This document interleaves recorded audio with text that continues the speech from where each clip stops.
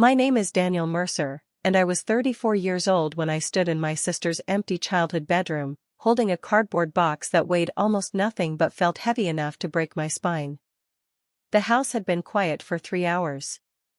My parents had left to run errands, their footsteps echoing down the hallway before the front door clicked shut, and I'd found myself drifting up the stairs like I'd done 1,000 times before.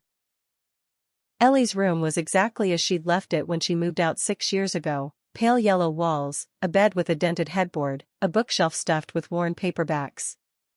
My mother had refused to touch a single thing. She said it was because Ellie might need something when she visited. I always suspected it was because she couldn't bear to let go. The box was tucked behind Ellie's old desk, pushed so far back that I almost missed it. Dust clung to every surface, and when I pulled it into the light, the cardboard felt brittle beneath my fingers. No label. No marking. Just tape that had yellowed with age. I sliced it open with my keys and found a stack of envelopes bound with a faded ribbon. The handwriting on the top one stopped me cold, not because I recognized it, but because the name written across the front was mine. Daniel. The postmark was dated 14 years ago. I opened it with hands that weren't quite steady. Inside was a single sheet of paper, and the words swimming on the page made no sense at first, like a language I'd forgotten how to read. Then they rearranged themselves into something I couldn't unsee. They'll never tell you the truth about why I left. But you deserve to know. I needed someone to save me, and no one did. Not you. Not them. Maybe that's not your fault. But it's the truth. My sister's handwriting. My sister's voice, trapped in ink for more than a decade. I sat down hard on the edge of her mattress and read it 3 times, each pass cutting deeper than the last. I hadn't thought about the way Ellie left. Not really. She'd been 24, pursuing a master's degree in social work, dating a man named Caleb who my parents had deemed unsuitable because he worked construction and never wore a tie. The arguments had been brutal. My mother's voice rising like a siren, my father's silence somehow worse. I'd stayed out of it. I'd told myself it wasn't my fight. Then Ellie had announced she was moving to Oregon with Caleb, and my parents had responded with an ultimatum that still made my stomach turn when I remembered it. 5 conditions. They wrote them down on a piece of stationery and presented them to her like a legal document. I'd seen it once, read the words over her shoulder. Condition 1. She had to break off the relationship. Condition 2, she had to return to the church. Condition 3, she had to accept the job at my father's firm that he'd arranged without her consent. Condition 4, she had to apologize, in writing, for disrespecting them. Condition 5, she had to stop speaking to Caleb permanently. There was no condition 6. There didn't need to be. The message was clear: obey or be cut off completely. I remembered Ellie's face in that moment. The way her expression had shifted from hurt to disbelief to something hollow and resigned.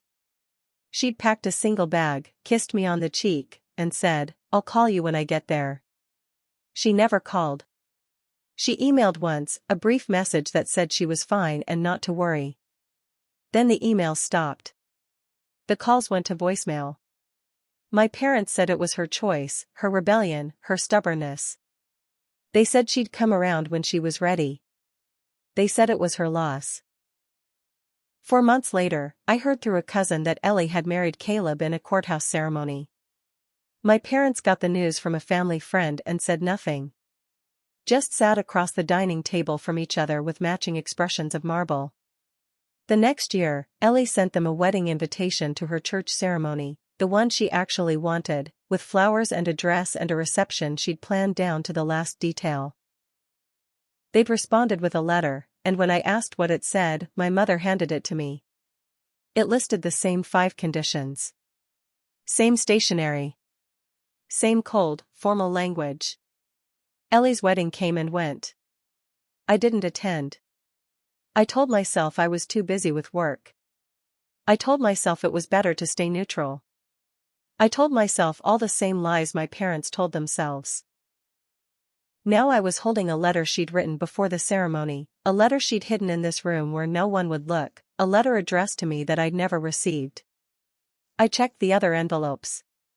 There were 12 in total, all addressed to different people, aunts, cousins, old friends, a teacher she'd been close to. But the letters were all the same. Thin. Unsealed. Unread. And in the center of the box, wrapped in brown paper that crackled as I touched it, was a gift. The paper slid off to reveal a small wooden frame containing a photograph. Ellie and Caleb on their wedding day, not the courthouse, but the real one. Ellie in white, laughing at something off camera, her veil catching sunlight like a prism. Caleb holding her hand with a tenderness that made my chest ache. Behind them, a small sign was visible, hand-painted in gold letters. For the ones who couldn't come, we left a seat. In the corner, tucked behind the frame, was a folded note. I knew they wouldn't change. I knew you wouldn't come. But I wanted you to know what it looked like anyway. Maybe someday you'll understand why I didn't fight harder. I pressed the note against my palm and stared at the photograph, at the seat that was clearly empty, at the vacant space beside my sister on what should have been the happiest day of her life. For 14 years, I'd let my parents' version of the story stand. The rebellious daughter. The unworthy fiancé. The justified conditions. But Ellie had written these letters and hidden them in a box behind her desk, and she'd done it because she knew something I was only beginning to understand. She'd never expected anyone to find them. And she'd never expected to come back. I was still holding the photograph when I heard my mother's key turn in the lock downstairs. "Daniel," she called, her voice carrying up the stairs. "We brought lunch." I looked at the box, at the letters that could unravel everything my family had built, at the gift my sister had mailed but never sent. I thought about Ellie in Oregon, living a life my parents had tried to erase. And I realized, with a cold jolt that settled deep in my gut, that I didn't know how to tell the difference between protecting her and betraying her all over again. My mother's footsteps started climbing the stairs. The box in my hand suddenly felt like a bomb I'd forgotten how to disarm. I shoved the box back behind the desk just as my mother's footsteps reached the top of the landing. She appeared in the doorway, wiping her hands on a dish towel, her expression shifting from curiosity to something sharper when she saw me sitting on Ellie's bed. "What are you doing in here?" "Nothing." The word came out too fast. "Just looking around." My mother's eyes narrowed. She'd always been able to read me, even when I didn't want to be read. "You haven't been in this room in years." "I know. I don't know why I came up." I stood, brushing dust from my jeans, forcing my face into something neutral. "Just thinking about Ellie, I guess. With the wedding coming up." The word hung between us like a door that had just been slammed. My mother's grip on the dish towel tightened, her knuckles going white around the fabric. "We don't need to talk about that." She sent an invitation. "Last week." I'd seen it in the mail, tucked between bills and a catalog, addressed to my parents in Ellie's careful handwriting. "You didn't tell me what you decided." "We decided not to attend." My mother's voice had gone flat, the tone she used when she was done discussing something. "The conditions haven't changed, Daniel. They were reasonable, and she refused to meet them. That's her choice. Mom, it's been 14 years. She's been married for 13 of them. She has 2 kids now." The information had come through the family grapevine, passed from cousin to aunt to my father in hushed phone calls my mother refused to acknowledge. "When are the conditions going to stop mattering? Come downstairs and eat." She turned away from me, her shoulders rigid beneath her cardigan. "Your father made sandwiches." I followed her down, but I couldn't stop thinking about the letters behind the desk. The photograph. The empty seat. I'd never been afraid of my parents. Not the way some people were. But standing in that hallway, watching my mother's retreating back, I felt something cold slide into my chest. She wasn't just avoiding the conversation. She was avoiding the truth. At lunch, my father kept his eyes on his plate. He was a quiet man by nature, the kind who let his wife's voice fill every room and seemed relieved by it. But today, his silence felt different. Heavy. Like he was carrying something he didn't want to put down. "You're quiet, Dad." I set my sandwich down and watched him. "Everything okay?" "Fine." He reached for his iced tea, his hand trembling slightly. "Just tired." My mother shot him a look I couldn't quite read. "Your father's been working too hard. That's all." I nodded, but I didn't believe it. My father had always been a bad liar. When I was 12, he'd tried to tell me the family dog had run away, but I'd seen the way his mouth twisted when he said it, the way his eyes refused to meet mine. The dog had been hit by a car. My mother had told me the truth 3 years later, like it was some kind of confession. This felt the same. The same avoidance. The same unspoken weight pressing down on the table. After lunch, I told them I needed to run an errand. My mother offered to come with me, and when I declined, her face flickered with something that might have been suspicion. I pretended not to notice. I drove to the address I'd found on one of the envelopes in the box. The letter had been addressed to a woman named Margaret Hollis, and I remembered the name from my childhood, Ellie's favorite teacher in high school, the one who'd encouraged her to apply to colleges out of state. The one my parents had quietly disliked because she'd told Ellie she deserved more than the life they'd planned for her. Margaret lived in a small house on the edge of town, the kind of place with overgrown hedges and a porch swing that creaked in the wind.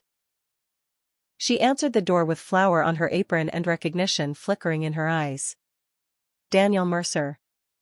She said my name like she was testing it. "I haven't seen you in years." "Your grandmother's funeral, I think." "Yes, ma'am." I held out the envelope, feeling foolish. "I found this in Ellie's old room. It's addressed to you. I think she wanted you to have it." Margaret took the envelope with careful hands, turning it over like it might bite her. Then she gestured me inside, and I followed her into a kitchen that smelled like bread and cinnamon. "Your sister wrote me letters for years," Margaret said, setting the envelope on the counter without opening it. "After she moved to Oregon. She was always good about that.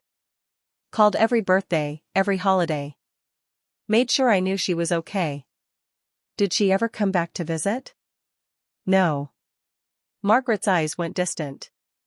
"She wanted to. She talked about it sometimes. But she said your parents made it impossible. You can't exactly show up at a wedding you're not allowed to attend." I sat down at her kitchen table, the wood scarred with years of use. "She invited them. Multiple times. They said no. They said no with conditions." Margaret's voice was gentle but firm. "I know your family, Daniel. I know how they operate. The conditions were never about Ellie. They were about control." I opened my mouth to argue, but nothing came out. Because she was right. I'd known it for years, but I'd never let myself say it aloud. "There's something else," I said slowly. "The invitation she sent last week. To my parents. It wasn't just a wedding. It was a vow renewal. For their anniversary. She wanted them to be there." Margaret's expression shifted. "They didn't tell you that, did they?" "No. They told me they'd decided not to attend. That's all. Because that would make it sound like a simple choice." Margaret reached across the table and touched my hand. "Your parents are good people, Daniel. But they've never been willing to say they made a mistake. And that's what this is. A mistake. And the longer they wait, the bigger it gets." I drove home with Margaret's words echoing in my head. Good people who made mistakes. I could accept that. What I couldn't accept was the way my parents had weaponized that mistake, turning it into something that had been festering for 14 years. When I got back, my mother was in the garden, clipping roses. My father was in his study, door closed. I went upstairs with the excuse of needing a book, and I retrieved the box from behind Ellie's desk. The letters were still there. The photograph. The gift. But beneath the photograph, in the very bottom of the box, I found something I'd missed before. A cassette tape. The label was handwritten in Ellie's slanted script, Daniel's questions. The stuff we never talked about. I didn't have a cassette player, but I didn't need one. I knew what this was. It was her way of answering the questions I'd never asked. The questions I'd been too afraid to voice. I slipped the tape into my pocket and left the box where I'd found it. Downstairs, my mother was still in the garden. The sun was starting to set, casting long shadows across the lawn. I stood at the kitchen window and watched her, this woman who had raised me, who had loved me, who had kept her daughter at arm's length for more than a decade. When she turned and saw me watching, she smiled. It was a tired smile, the kind that didn't reach her eyes. But it was the flash of something behind her that made my stomach drop, my father, standing at his study window, watching me watch her. Neither of us moved. I raised my hand in a small wave, and he didn't return it. He just stared at me with an expression I couldn't read, then let the curtain fall back into place. I went to my childhood bedroom, closed the door, and pulled out the cassette tape. And for the first time in 14 years, I wondered what my sister had actually been trying to tell me. That night, I drove to the only place in town that still sold cassette players. The old electronics shop on Main Street was still open, run by a man named Harvey who'd known my father since high school. He found me a used player in the back, dusted it off, and gave it to me for $5. "Ellie's stuff?" he asked, and I must have looked surprised because he shrugged. "Your sister used to come in here all the time. Always buying blank tapes. Always talking about things she wanted to say. Did she ever tell you what they were?" Harvey shook his head slowly. "She said the words were too important to trust to the mail. She said she'd give them to people eventually. When it was safe." I thanked him and drove back to the house, parking in the dark driveway because I didn't want to explain where I'd been. The house was silent when I entered. My parents' bedroom door was closed, a sliver of light showing beneath it. I slipped into my own room, locked the door, and inserted the cassette. The tape hissed for a moment, and then Ellie's voice filled the small space. "Daniel. If you're hearing this, you found the box. Which means you're finally looking for something." A pause. "Or you're just bored and snooping. That's okay too." I laughed, and the sound startled me. "I don't know what you're going to find in those letters," she continued. "I wrote a lot of them. Different years. Different moods. Some of them are honest, and some of them are angry, and some of them are just me trying to figure out what I did wrong." Another pause. Longer this time. "But I want to tell you something. Something I never told anyone. Something that's going to make you hate me, or maybe just hate yourself for not noticing." The tape crackled. I leaned closer. "The wedding? The one I wanted them to come to?" "It wasn't the first one." I didn't understand. "What?" "I got married twice, Daniel. The first time, when I was 19. Before Caleb. A man you don't remember, and no one talked about. And our parents didn't make conditions to the first wedding. They made a threat. So I ran." The crackling grew worse, and I heard my sister inhale, shaky and uneven. "I've been waiting 14 years for someone to ask the right question. And no one ever did." The tape ended. I sat in the dark, staring at the blank wall, and realized I didn't know my sister at all. I played the tape 3 more times that night, listening to Ellie's voice crackle through the old speaker, trying to find something I'd missed. A name. A date.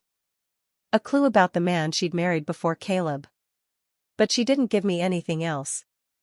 Just that bombshell, dropped like a stone into still water, and then silence. I didn't sleep. By morning, I'd made a decision.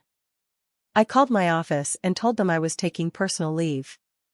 My boss didn't ask questions. She'd known me long enough to hear the edge in my voice, the one that meant I wasn't going to explain. My parents were already at the breakfast table when I came downstairs. My mother was reading the newspaper, her glasses perched on her nose. My father was staring at his coffee like it held answers to questions he was afraid to ask. "I need to talk to you both," I said, sitting down across from them. "About Ellie."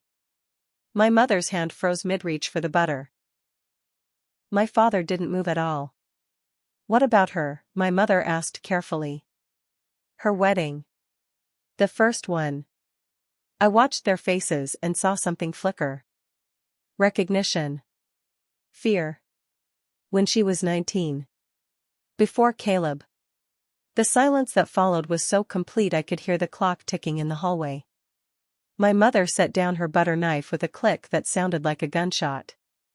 "Where did you hear about that?" she asked. Her voice was steady, but her hands were not. They'd gone to her lap, clenched together like she was praying. "I found a box in Ellie's room. Letters. A tape." I kept my voice even, the way I'd practiced in the mirror at 3 in the morning. "She told me about it. The first wedding. The threat you made." My father's coffee cup hit the saucer with a sharp clink. He looked at my mother, and for the first time in my adult life, I saw something raw in his expression. Something that looked like guilt. "We didn't make a threat," my mother said. "We made a recommendation." "There's a difference." "A recommendation." I repeated the word like it was a foreign language. "You told her she couldn't marry someone, and she ran." "That's not a recommendation. That's a demand." My mother's jaw tightened. "Daniel, you don't understand the situation. You weren't there. You didn't know what he was like." "Then tell me." I leaned forward, my palms flat on the table. "Tell me who he was. Tell me what happened. Because right now, all I have is Ellie's voice on a tape telling me that she got married twice and our parents made her run the first time." My father cleared his throat. It was a small sound, barely audible, but it made my mother stop cold. "Thomas." Her voice had gone sharp. "Don't." "Rachel." He said her name softly, the way he always did when he was about to do something she didn't want him to do. "He deserves to know. We've kept this too long." My mother stared at him, and for a moment I saw something pass between them. An agreement. A surrender. Then she pushed back from the table and walked to the window, her back to both of us. "His name was Michael," my father said. "Michael Brennan. He was a graduate student at the university. Ellie met him during her freshman year. She was 18. He was 26. I did the math quickly and felt something cold settle in my stomach. "That's an 8-year age gap." It was more than that. My father's voice dropped. He was her teaching assistant. For her introductory psychology class. There were rules against that kind of relationship, but he told her they were in love, and she believed him. My mother turned from the window, her face pale. "He was manipulative, Daniel. He isolated her from her friends, from us. He told her that we didn't understand her, that we were controlling, that she needed to get away. And she believed every word." "Until she didn't," my father said quietly. "After they got married, things changed. He became." He paused, searching for the right word. "Unpredictable. She started calling us, crying, saying she'd made a mistake. But she was scared to leave. He'd told her he'd make sure she never saw any of us again if she tried." I felt the room tilt slightly. "What did you do?" "What could we do?" my mother said, and there was something raw in her voice now, something that sounded like grief. "We told her to come home. We told her we'd help her. But she was ashamed. She'd defied us, married him against our wishes, and she couldn't admit she was wrong. We made a deal," my father added. "We told her that if she left him, we would help her start over. New name, new state, new life. But she had to cut all ties. No contact with anyone who might lead him back to her. My mind was racing, trying to piece together the timeline. So she left him. She changed her name. We arranged it through a lawyer friend, my mother said. A legal name change. New social security number. Everything. She moved to Oregon, started fresh, and we told everyone she'd run away to be with a man named Caleb. But Caleb was real, I said. She married him later. I saw the photographs. Caleb was real, my father confirmed. But Ellie was the one who found him, not us. She met him in Oregon, 3 years after she'd left Michael. And when she told us she wanted to marry him, we panicked. We thought she was repeating the same pattern, falling for another man who would hurt her. That's why you gave her the conditions. I understood now. The pieces were sliding into place, ugly and jagged. You weren't trying to control her. You were trying to protect her. My mother's eyes filled with tears, but she blinked them back. We thought if we made it hard enough, she'd slow down. She'd think about it. She'd see that we were only trying to keep her safe. But she didn't see that. I shook my head slowly. She saw you trying to control her again. She saw the same conditions you gave her with Michael. And she thought she had to run all over again. We didn't know how to fix it, my father said. We still don't know. Every time we tried to explain, she pulled further away. And then the years passed, and it got easier to let the silence stand than to break it.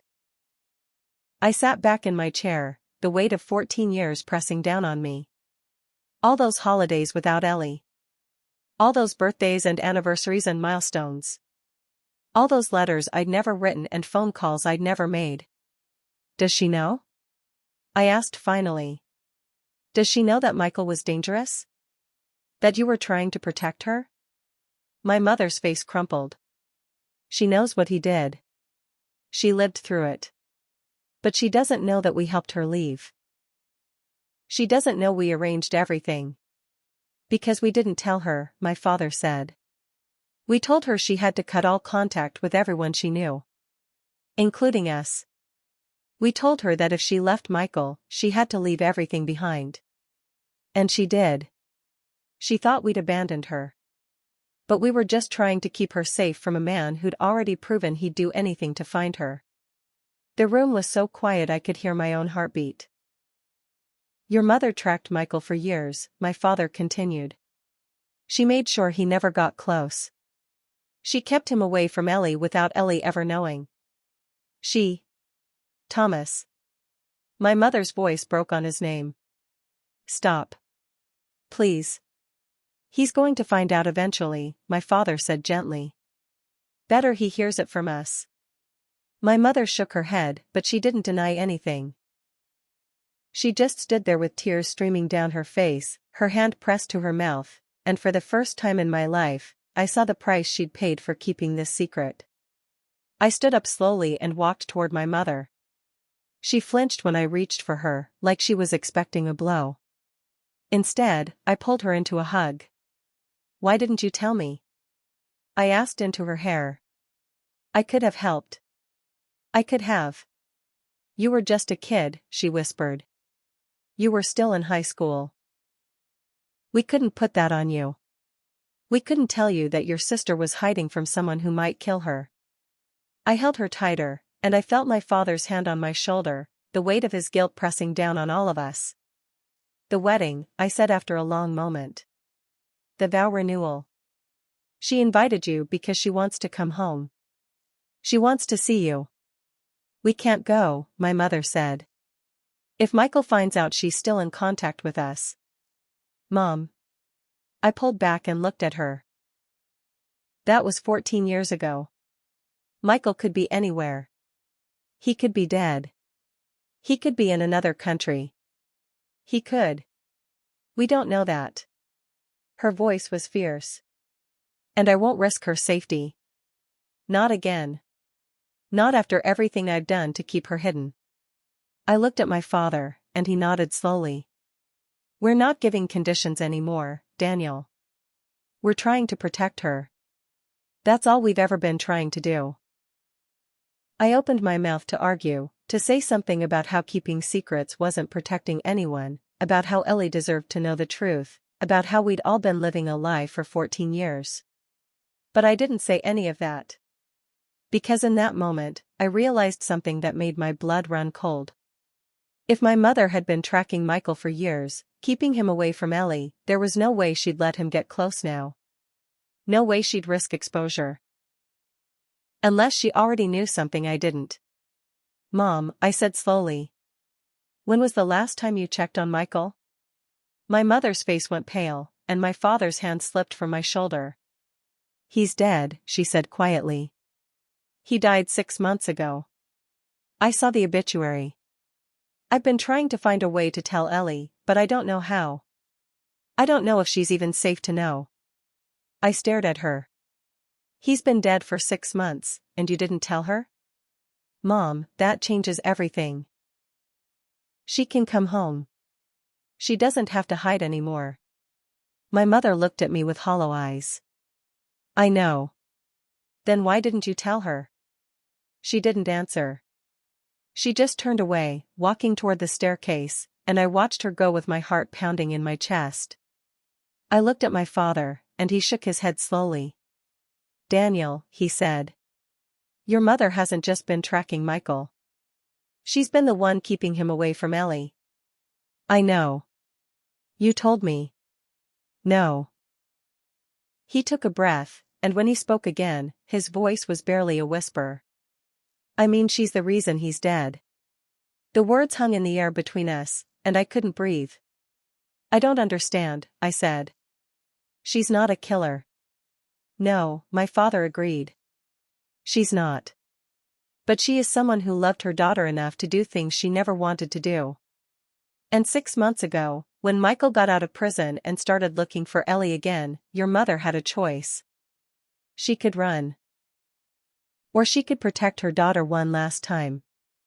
I stood in the kitchen, staring at my father's tired, worn face, and I felt the entire foundation of my family shift beneath me. What did she do? I asked. My father met my eyes, and I saw tears in his own. She didn't do anything, he said. She got information to a woman Michael had hurt before. A woman who'd been waiting for a way to stop him for 15 years. And that woman did what she had to do. I sat down hard in the nearest chair. I need to call Ellie, I said. Not yet. My father reached across the table and gripped my wrist. We need to understand the whole truth first. All of it. Before we say a single word to her.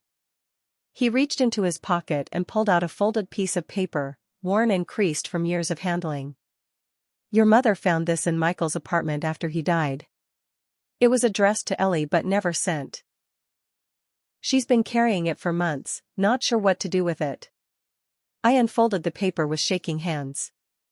Eleanor, I know you're reading this. I know you've been hiding. But I found you once, and I'll find you again. You can run anywhere in the world, but you can't run from me. I will always be the first person who loved you, and I will always be the last. Beneath the words, there was an address. An address I recognized. It was my parents' house. Michael had known where Ellie's family lived all along. He just hadn't come. Because my mother had made sure he couldn't. I looked at my father, and the question burned in my throat, the one I was terrified to ask. Did Mom actually? I don't know, he said. And I don't want to know. I heard my mother's footsteps on the stairs, and I shoved the letter into my pocket. She appeared in the kitchen doorway, her face calm, her eyes dry. I made a decision, she said. About Ellie's wedding. I think it's time we tell her the truth. All of it. And I think it's time you came with us. I looked at the letter in my pocket, at my father's haunted expression, at my mother's steady, resolute face. Yes, I said. I'll come. And I realized, as the words left my mouth, that I was more terrified of what we'd find in Oregon than I'd ever been of anything in my life. Because the truth about my family wasn't about conditions or wedding invitations or old grievances. The truth was something I'd been running from for 14 years. And I'd finally caught up.